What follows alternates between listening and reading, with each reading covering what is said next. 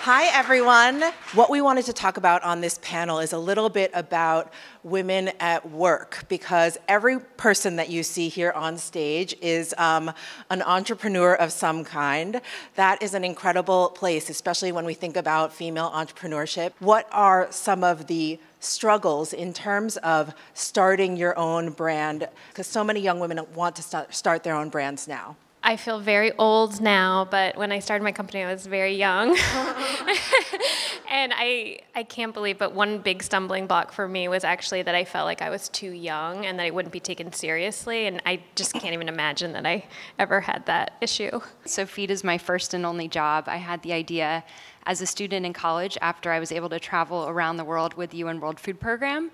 And I just, in retrospect, feel very lucky to have been sort of young and naive. I think starting something now, knowing what I know, would be actually a lot harder. It's just amazing how many women who have come before me have kind of surrounded me and surrounded Feed along my journey. So I think that's been a wonderful part of my journey as a female entrepreneur. Andrea, so as a leader of a very big team, can you tell us a little bit about, growing in that management style? How did you learn how to be a boss of multiple and then tens of multiple people? I think that I would say I'm really lucky because I work with a lot of really talented, smart women, and I have been with the company for a very long time. Mm-hmm. As my career progressed, I just took what I loved about the leaders that I worked with and emulated them, and over time picked up small little things that I knew that I wanted to become as a leader, and I really learned it from the women I work with and have worked with for many, many years. I work at Hearst at several different brands, and one of the brands that I focus on a lot of my time is Cosmopolitan. It's based towards millennial and Gen Z women, and one of the things that we see coming up so often with our readers has to do with young women who are finding their first career and having the confidence. Is there anything that you would say to your new employees about kind of really finding the confidence to share their ideas? I believe in the fake it till you make it, but I have, I think, always been more of a gutsy girl, and I was never afraid to fail. That was not in my DNA. If I fell, I stood back up, and I could fall 1,000 times.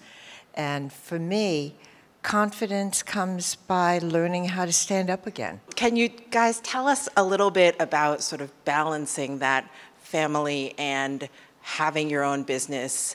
It's a lot of coordinating. I was saying that one of mine was home sick today, and then right before I went on stage, I got a call that one of the other one, I have three, one of the other ones after school program didn't pick him up, and so I was like, you're gonna have to figure it out because I'm gonna be on stage. But that's very typical of a day in the life. A couple of years ago, I just got so fed up. I had a really bad day one day, and I was like, I can't do this. I cannot do both of these things. And I always felt really guilty with my kids, like that they would, that I was really letting them down by having a career. And my twins started crying, and they said, no, we're so proud of you. We like that you work. And so that was a really big aha moment for me, because I didn't think that was something that they were thinking about. I don't have children. But I'm going to answer. I will take notes. I believe you have one life, and it's really how you balance it all. And I view so many of the people that work with me as my children, because so many of them have been with me for 20 and 30 years. I'm 68 years old, and they're my family as much as my real family. Can we talk a little bit, as we're wrapping up here, about like the evolution of what you have worn to work historically and what you might wear to work now? Like, is there any like crazy, embarrassing memory that you have of what you wore where you're like, oh my God, what was I thinking? In the 80s, I worked for Donna Karen and DKNY, And if you could ever see a snapshot of me with giant shoulders, permed curly hair, and then it was at Donna Karan, it was head to toe, one color. So we had navy jacket, navy skirt, navy tights, navy suede pumps, and everything else was gold on you. And everything was gold. And so, that was the outfit. And of course, I was very tiny, and this on a taller woman would be, quite a statement, but on a tiny little person, I'll never forget I got out of a cab and the cab driver said, "Should I salute you?" Oh my God, I guess I took military a little too far. Being a part of fashion for as long as I have, the cool thing about what we all do in this room and beyond is that we watch those cycles flow through, right? I buy a lot of clothes, and I have to clean out my closet because my closet's only so big. But every time I clean out my closet, I always cherry pick the things that I believe will someday come back again. And sometimes I'm right. And Fanny packs. They're back. So I think what's important about what we all do is that that we feel good in what we wear, and regardless of the fashion, right? And I think around the Rebecca Taylor, tailored by Rebecca Taylor, I think what's important about the brand is that it's versatile. And I think we all know that our workwear and what we wear on our first interview or whatever is versatile, and that we can wear it again, and we can, and that our clothes work hard for us. What I think is so exciting is designing clothes that make us feel good, because that's the most important thing, that we make products that make people feel good.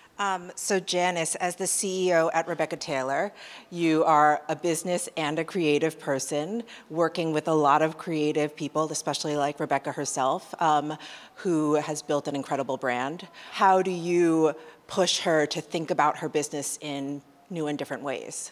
Actually, the idea for Tailored came from, I would say, everyone here. I really heard it out in stores. I heard that people are really coming in and looking. They're like, I can't find amazing clothes for me to wear to work. And I brought it to Rebecca, and I was like, I'm hearing this. And, listening is a really important part of what you have to do. And I listened to it. I came back to Rebecca, and she goes, I totally see it. I have a vision for it. She's like, I get it, because I'm the business component, so I often have to meet with financial people, and I'll need clothes to wear that are appropriate for those meetings. And, she was just like, I can do this with my eyes closed. And what I like about it, I'm just talking too much, but you don't have to think when you wear Rebecca. You don't have to think about it. It's very comfortable. Everything mixes and matches. And also, I think, one last thing, as somebody who is like working in the media space, what we've seen is that this millennial consumer is so much more interested in the origin story of the products that we are spending our money on, and supporting female entrepreneurs, which is what's really exciting.